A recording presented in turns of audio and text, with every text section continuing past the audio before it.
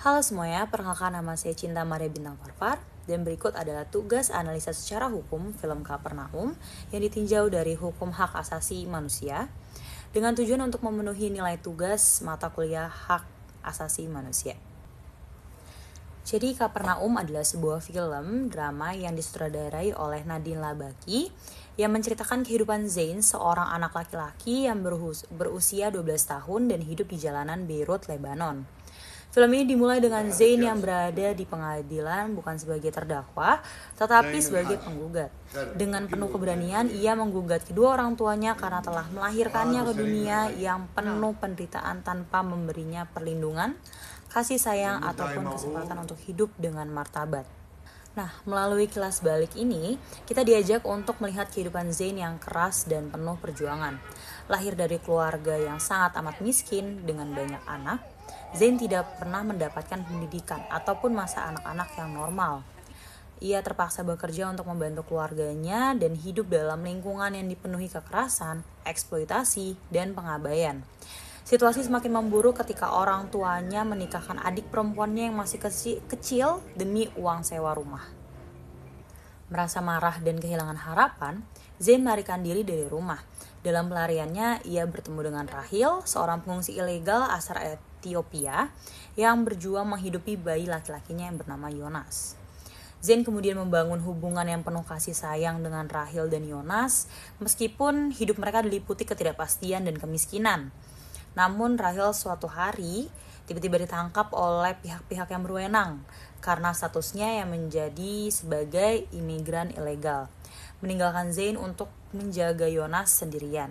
Lalu film ini juga menggambarkan perjalanan emosional Zain saat ia berusaha untuk melindungi Yonas, menghadapi kekejaman hidup di jalanan, dan mencari makna serta keadilan dalam dunia yang tampaknya tidak peduli pada anak-anak sepertinya. Di tengah kemiskinan yang ekstrim, pengabaian hukum, dan ketidakadilan sosial, Zain menjadi simbol dari generasi muda yang kehilangan masa depannya.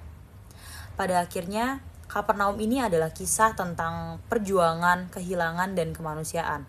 Film ini tidak hanya bertujuan untuk menyentuh hati penonton, tetapi juga mengangkat isu-isu penting seperti hak anak, pengungsi, kemiskinan, dan ketidakadilan sosial. Dengan alur cerita dan pengangkatan isu yang sangat amat baik, Kapernaum ini memberikan pandangan yang menyayat hati tentang realitas kehidupan yang harus dihadapi oleh mereka yang hidup di pinggiran masyarakat. Selanjutnya, saya akan membahas tentang pelanggaran-pelanggaran terhadap hak asasi manusia yang terjadi di dalam film ini. Di dalam film Kapernaum ini banyak pelanggaran HAM yang digambarkan melalui kehidupan Zain dan orang-orang di sekitarnya, termasuk pelanggaran hak anak, hak perempuan, dan hak pengungsi.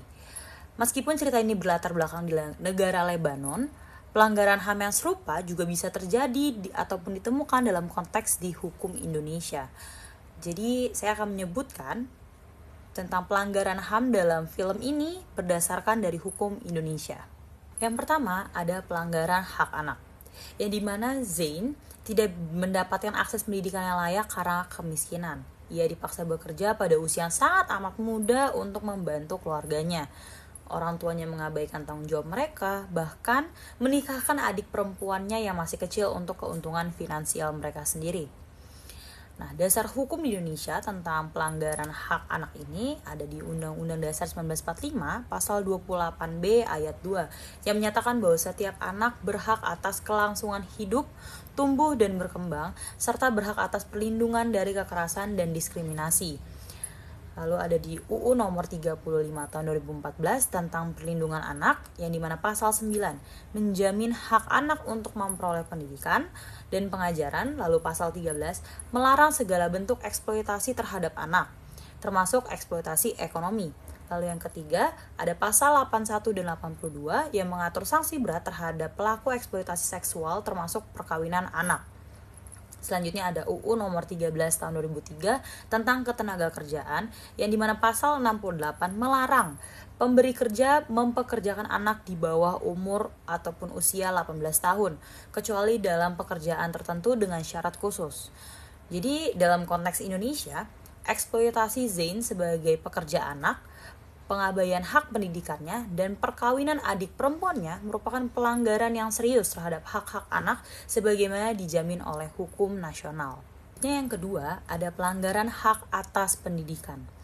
Jadi di film ini Zain tidak memiliki akses ke pendidikan yang formal karena kemiskinan yang sangat amat luar biasa yang dialami oleh keluarganya. Hal ini menyebabkan ia terjebak dalam lingkaran kemiskinan tanpa peluang untuk memperbaiki kehidupannya.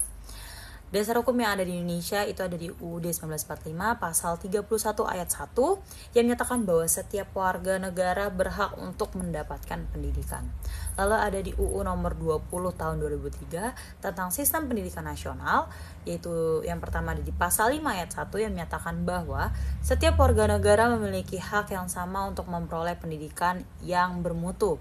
Lalu di pasal 6 ayat 1 juga mewajibkan anak untuk mengikuti pendidikan dasar. Nah, dalam konteks Indonesia, pelanggaran yang terjadi itu adalah tidak memberikan akses pendidikan kepada anak seperti Zain merupakan pelanggaran terhadap hak fundamental anak yang telah dijamin oleh konstitusi dan undang-undang. Lalu, yang ketiga ada pelanggaran hak perempuan. Nah, situasi dalam film itu yang dimana adik perempuan Zain dipaksa menikah pada usia yang sangat amat muda, yang melanggar haknya atas perlindungan dari eksploitasi dan pernikahan dini. Lalu ada juga Rahil, seorang pengungsi wanita yang mengalami diskriminasi karena statusnya sebagai imigran ilegal dan tidak mendapatkan perlindungan. Jadi dasar hukum Indonesia yang mengatur itu ada UUD 1945 pasal 28G yang menjamin hak setiap orang atas perlindungan dari ancaman kekerasan dan diskriminasi.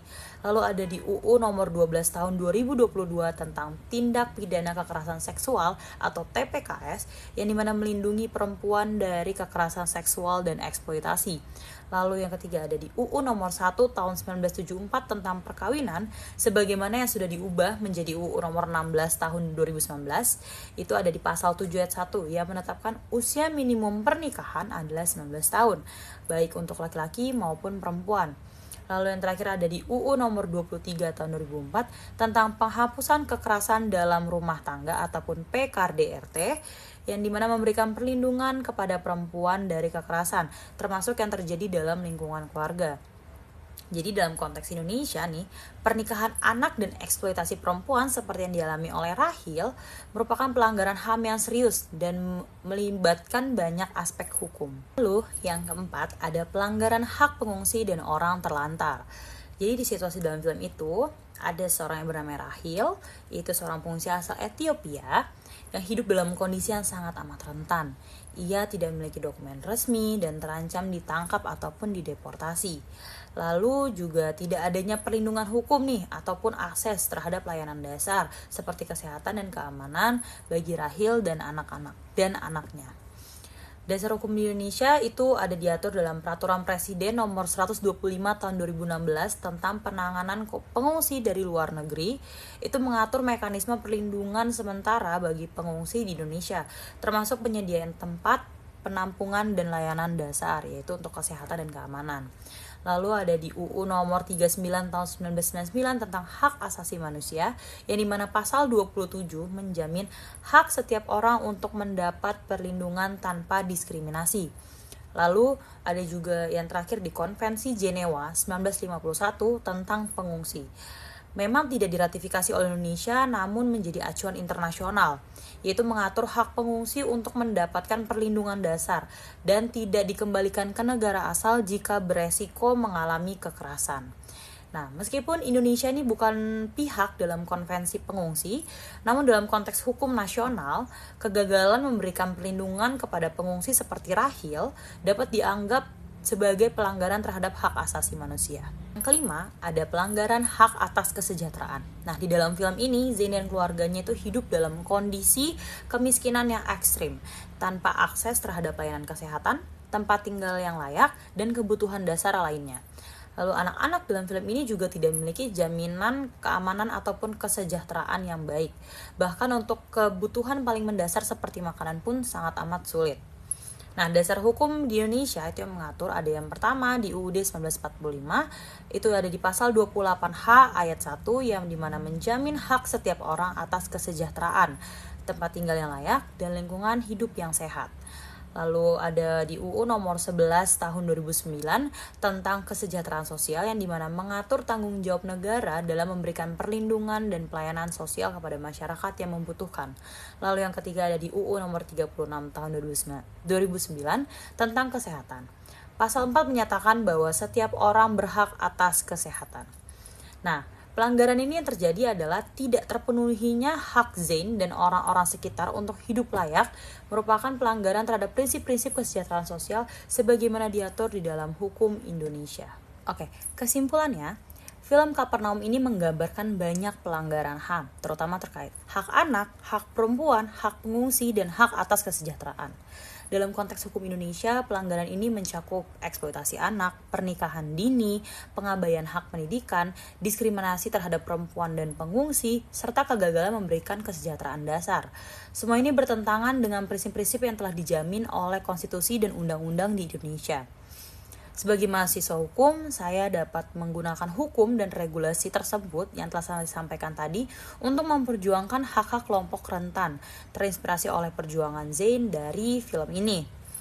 Film Kapernaum ini mengingatkan kita tentang pentingnya tanggung jawab bersama untuk memastikan bahwa setiap individu, terutama anak-anak, mendapatkan kesempatan hidup yang layak dan bermartabat. Sekian video paparan mengenai analisa terhadap film Kapernaum dalam perspektif hukum hak asasi manusia. Kurang lebih mohon maaf. Terima kasih.